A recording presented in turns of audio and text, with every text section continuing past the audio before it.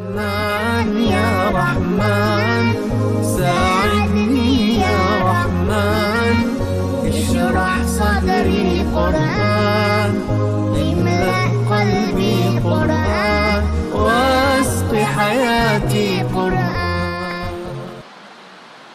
ہم لوگ فضول گفتگو میں، غیبت کرنے اور سننے میں، تجسس میں، ان کی اور ان کی باتوں کے جمع کرنے میں کتنا وقت صرف کرتے ہیں. اور آج کل تو ماشاءاللہ وقت ضائع کرنے کا انٹرنیشنل آلہ ایجاد ہوا ہے جس کو موبائل شریف کہتے ہیں، بلکہ ڈبل شریف. ساری چیزیں تو ایک ہی مرتبہ میں شریف ہوتی ہیں، موبائل ڈبل شریف ہے.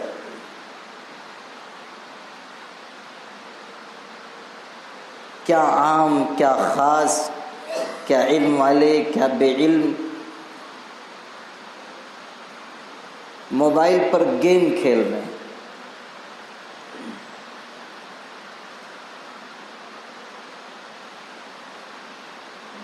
کتنا وقت برباد ہوتا ہے. خام موبائل استعمال کرتے ہیں، کوئی ضرورت ہی نہیں مگر استعمال کریں گے.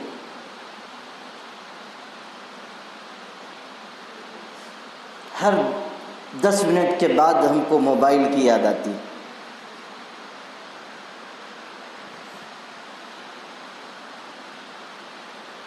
بعض تو ایسے بیچارے خوش نصیب ہیں کہ 24 گھنٹے ان کو موبائل بھولتا ہی نہیں، استحضار حاصل ہے ان کو موبائل کا، ہر وقت یاد ہے.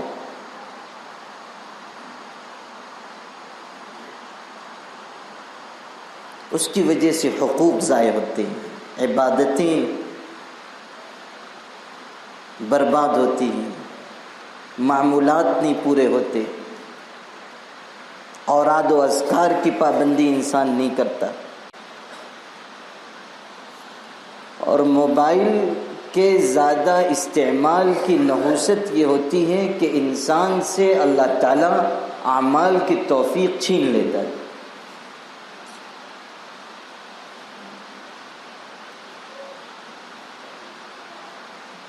یہ جو لوگ شکایت کرتے ہیں کہ ہمارا ذکر میں دل نہیں لگتا، عبادت میں من نہیں لگتا، قرآن کی تلاوت میں وحشت ہوتی ہے، تو میرے بھائی آپ کا دل جب موبائل میں اٹکا رہے گا تو اللہ کی طرف کیسے آپ کا دل مائل ہوگا؟ موبائل کا تو سب سے خطرناک نقصان یہ ہے کہ وہ اللہ سے تعلق کو توڑ کر عبداللہ سے تعلق کو جوڑ دیتا ہے. سب سے بڑا نقصان یہ ہوتا ہے کہ خالق سے تعلق ٹوٹے گا اور مخلوق سے تعلق جڑ جائے گا. بقدر ضرورت استعمال کریں موبائل. اور جس شخص کو اس بات پر قابو نہ ہو کہ وہ موبائل کا غیر ضروری استعمال نہیں کرے گا، اس شخص کو موبائل استعمال ہی نہیں کرنا چاہیے. اگر یہ اندازہ ہے کہ میں اپنے اوپر اتنا قابو یافتہ نہیں ہوں کہ موبائل کے نقصانات سے، اس کی مضرتوں سے بچ سکوں گا، تو ایسے شخص کو موبائل استعمال کرنا ہی نہیں چاہیے. عجیب صورتحال ہے. لوگ کہتے ہیں کہ موبائل فائدے کے لیے ہے. اگر آپ غور کر کے دیکھیں گے تو موبائل فائدے سے زیادہ نقصان پہنچاتا ہے. فائدے بہت تھوڑے ہیں، نقصان بہت زیادہ ہے.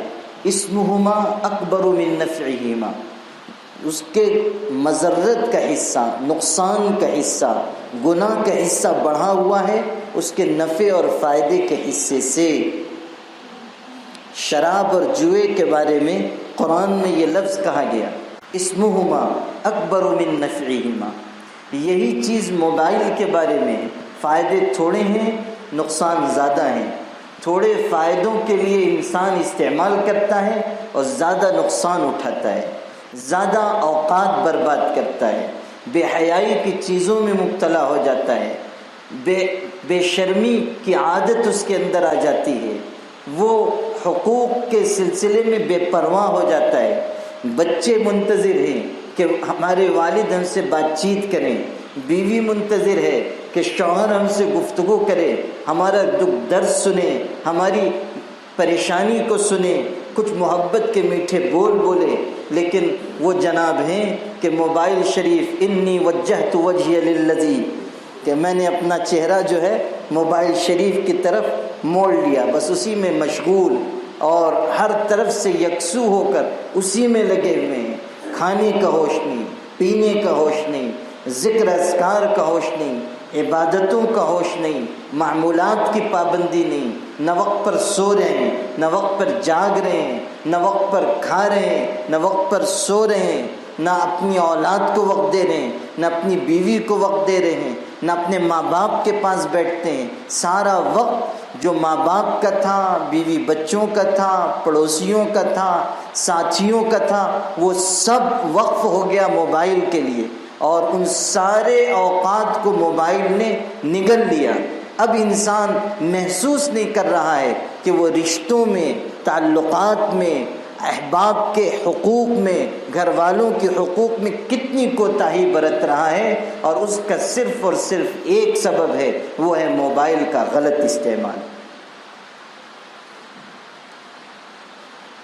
اس لیے وقت کے صحیح استعمال کی عادت ڈالیے۔